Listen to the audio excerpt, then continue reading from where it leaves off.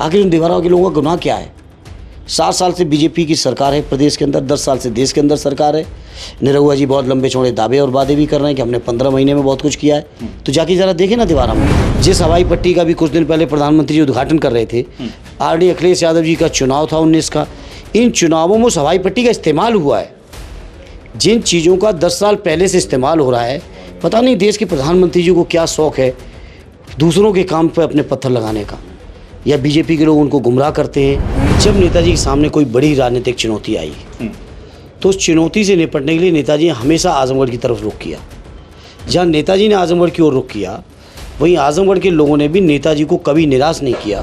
नेताजी ने यहाँ पे एग्रीकल्चर यूनिवर्सिटी बनाई, यहाँ पे जितने हॉस्पिटल हैं वो बनाए, मेडिकल कॉलेज बनाया, मंडल बनाया, और आजमगढ़ के कोई ऐसे इलाका नहीं है जहाँ के हमें दीवारा में परसों था, वहाँ के पुल से लेके तमाम बांधों से लेके जो समस्या यहाँ के लोगों की स्थानीय थी, हर समस्या का निराकरण करने का काम समाजवादियों ने किया है। और ये आजमगढ़ के लोग जानते हैं। पिछले 7 सालों में जितनी भी परीक्षाएं हुई, कोई परीक्षा अपने परिणाम तक नहीं पहुँच पा रही है। हर परीक्षा के होने के साथ ही परीक्षा के पेपर लीक हो जा रहे हैं। भारतीय जनता पार्टी को इतनी बड़ी तादाद में चंदा दिया गया, तो पूरा देश समझ रहा है, लोग जागरूक हैं आज, और लोग इन बातों का जवाब देंगे। ये जो लोग बातें करते थे कि ना खाऊंगा ना खाने दूंगा, मैं झोला लेके चल दूंगा, आज देश की जनता पूछ रही है कि कैसा झोला है कि उसमें इतना बड़ा पैसा समा गया है। आज सवाल हैं इस बातों के, और रहेंगे सवाल। मोदी जी की लहर के बावजूद, चाहे वो 14 का लोकसभा का चुनाव रहा हो, 19 का लोकसभा का चुनाव रहा हो, 22 की विधानसभा का चुनाव रहा हो, 17 की विधानसभा का चुनाव रहा हो, ये मैं बात कर रहा हूँ मोदी जी की लहर की। उन लहरों में भी आजमगढ़ के लोग कभी डिगे नहीं।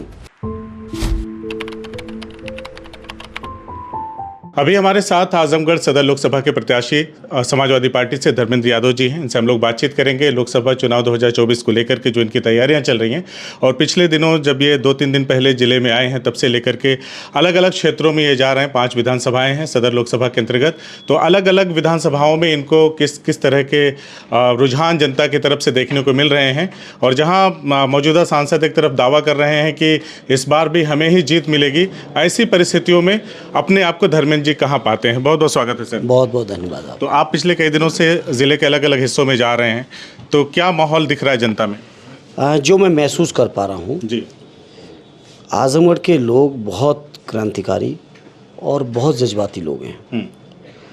और आजमगढ़ के लोगों के जज्बात समाजवादी विचारधारा से, सदैव नेताजी से, आदरणीय अखिलेश यादव जी से जुड़े हुए जज्बात हैं। और लगातार आजमगढ़ के लोगों ने समाजवादियों को ताकत दी, मौका दिया। और मुझे याद है बचपन से जब मैं नेताजी की राजनीति को देख रहा था, जब नेताजी के सामने कोई बड़ी राजनीतिक चुनौती आई तो उस चुनौती से निपटने के लिए नेताजी ने हमेशा आजमगढ़ की तरफ रुख किया। जहाँ नेताजी ने आजमगढ़ की ओर रुख किया, वहीं आजमगढ़ के लोगों ने भी नेताजी को कभी निराश नहीं किया, बल्कि हर बार नेताजी की उम्मीदों से भी ज़्यादा सम्मान और नेताजी को चुनौतियों से बाहर निकालने में योगदान दिया यहाँ के लोगों ने। मैं देख रहा हूँ आजमगढ़ की नई पीढ़ी में भी आज वही उत्साह, वही परंपरा, वही जज्बा आज समाजवादी पार्टी के लिए है। और मुझे पूरा यकीन है कि आजमगढ़ के लोग इसी जज्बात के साथ मुझे मौका देंगे, और फिर से एक बार माननीय अखिलेश यादव जी का, समाजवादी विचारधारा का, सदैव नेताजी के प्रति जो समर्पण है, उन चीज़ों का न केवल प्रदर्शन होगा बल्कि एक ऐतिहासिक परिणाम होगा आजमगढ़ का। जैसे देखा जा रहा है सर, बार बार बाहरी बनाम घरेलू इस तरह की चीज़ें कही जा रही है। सांसद निरहुआ अपने तरीके से दावा कर रहे हैं कि नहीं, मैं जनता के बीच ज़्यादा रहता हूं। आप एक कैसे सांसद का चुनाव करेंगे जो यहां से जीतने के बाद कभी सर्टिफिकेट नहीं लेने आता है, कोई पलट के ज़िले की तरफ नहीं देखता। उनके अपने आरोप हैं, इन आरोपों का सामना आपको क्षेत्र में भी करना पड़ता होगा। ऐसे में आप जनता को कैसे आश्वस्त करते हैं कि आप पे भरोसा किया जाए? नहीं, ये आरोप केवल भारतीय जनता पार्टी के नेता और कार्यकर्ताओं तक सीमित हैं। आजमगढ़ के जनमानस में इस तरह के किसी भी आरोप का कोई स्थान नहीं है, क्योंकि आजमगढ़ के लोग जानते हैं सदैव नेताजी ने आजमगढ़ को अपनी धड़कन माना है। और जैसा मैंने कहा, हर चुनौती में आजमगढ़ के लोगों ने साथ दिया। और आजमगढ़ की तरक्की के लिए अगर मैं गिनाना शुरू करूँगा तो शायद समय आपके पास नहीं होगा दिखा पाने का।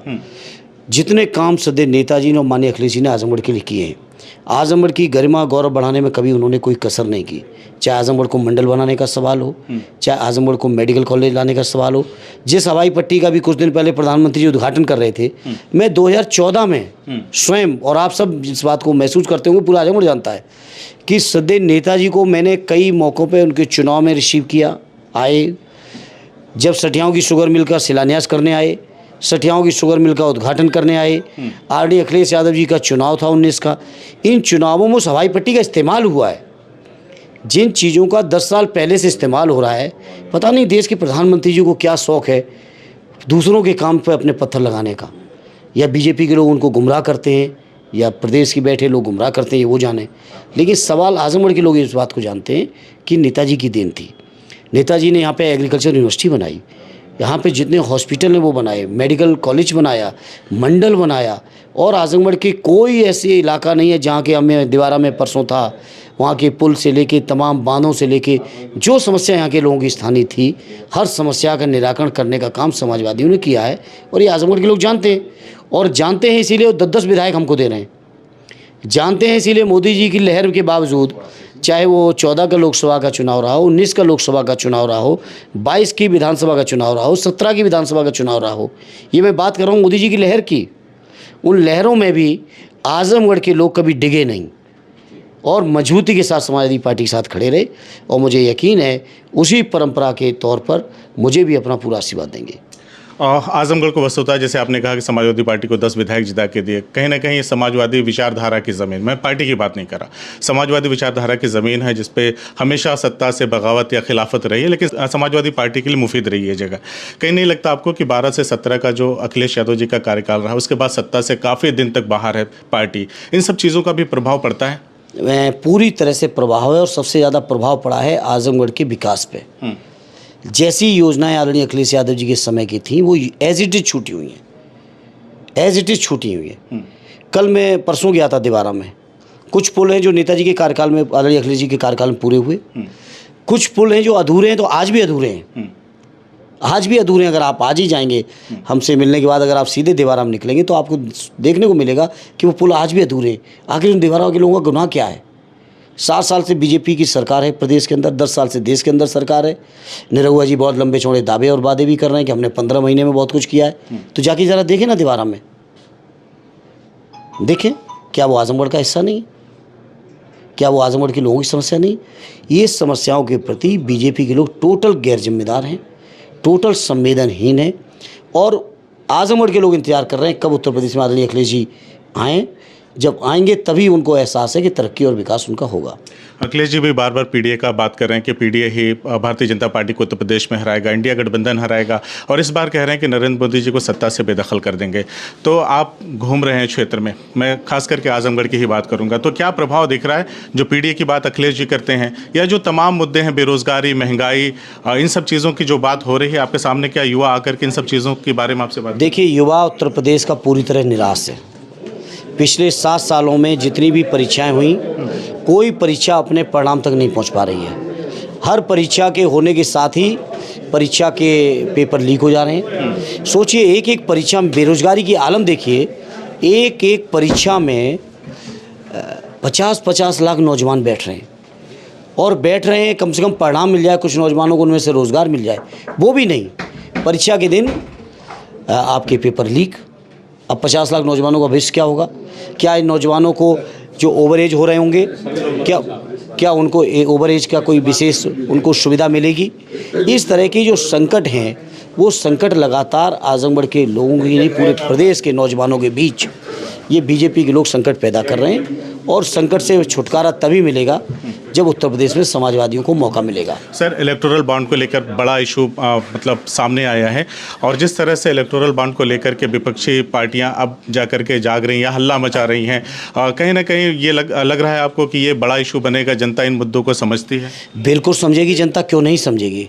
और इस इलेक्टोरल बॉन्ड के मुद्दे पर मैं सबसे पहले माननीय सर्वोच्च न्यायालय को धन्यवाद दूंगा, आभार व्यक्त करूंगा सर्वोच्च न्यायालय का, कि उनकी सक्रियता के कारण आज कम से कम देश के लोगों को ये सच्चाई पता चल गई है कि जो इलेक्टोरल बॉन्ड बने थे या जो कानून लाए थे इलेक्टोरल बॉन्ड का, वो कौन लोग और अपने किन लाभों के लिए लाए, और जिन लोगों ने सहयोग किया है इलेक्टोरल बॉन्ड के माध्यम से, उन दरमियान किन किन कंपनियों के साथ क्या क्या घटनाएं हुई, क्या क्या उनको फ़ायदे पहुँचाए गए, और उन्हीं की कुछ समय के अंतराल के अंदर ही भारतीय जनता पार्टी को इतनी बड़ी तादाद में चंदा दिया गया।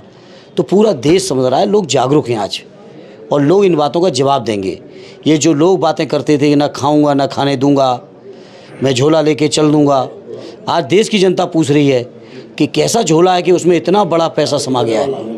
आज सवाल हैं इस बातों के और रहेंगे सवाल और जवाब देंगे ये लोग। आपके गठबंधन के मजबूत साथी अरविंद केजरीवाल को गिरफ्तार कर लिया गया है और जिस कंपनी के ऑनर के आरोपों पर उनके जो आरोप उन्होंने लगाए थे उस पर ये गिरफ्तारी कही जा रही है और उसी कंपनी ने बहुत सारा इलेक्टोरल बॉन्ड का चंदा भी दिया है मोदी सरकार को।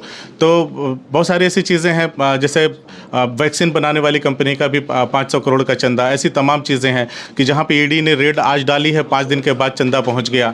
तो इसका प्रभाव चुनाव में देखने को मिलेगा? बिल्कुल देखिएगा, और मीडिया के साथियों आपसे अपील करूंगा कि सच्चाई को लोगों तक ले जाओगे। यही चौथे खंभे की जिम्मेदारी है। आप लोग अगर सच्चाई से साथ सच्चाई बता दोगे देश को तो बहुत बड़ा परिवर्तन आएगा, बहुत बड़ा परिवर्तन। आखिर में आजमगढ़ की जनता से क्या कहना है? मैं लोगों से इतना ही अपील करूंगा, ये सदैव नेताजी की सरजमी है, समाजवादियों की सरजमी है। स्वर्गीय रामबच्चन जी, स्वर्गीय चंद्र जी, स्वर्गीय रामनेश जी जैसे महान नेताओं को यहाँ के लोगों ने सम्मान दिया है, यहाँ के लोगों ने अपनाया है। तो मैं उसी परंपरा का एक बहुत छोटा सा कार्यकर्ता हूँ। आली अखिलेश यादव जी को यहाँ के लोगों ने लगातार सम्मान दिया है और मैं कोशिश करूँगा कि उन अपने तमाम नेताओं को जिनकी मैं चर्चा कर रहा हूँ, उन सभी के बताए हुए रास्ते पर चलकर, उनके बताए हुए चीज़ों को लेके अनुसरण करते हुए आजमगढ़ के लोगों के साथ जो जज्बाती दिली रिश्ते बनाए हैं हमारे नेताओं ने, न केवल उन रिश्तों को आगे बढ़ाऊंगा बल्कि आजमगढ़ के गौरव को बढ़ाने में कोई कसर नहीं रखूंगा।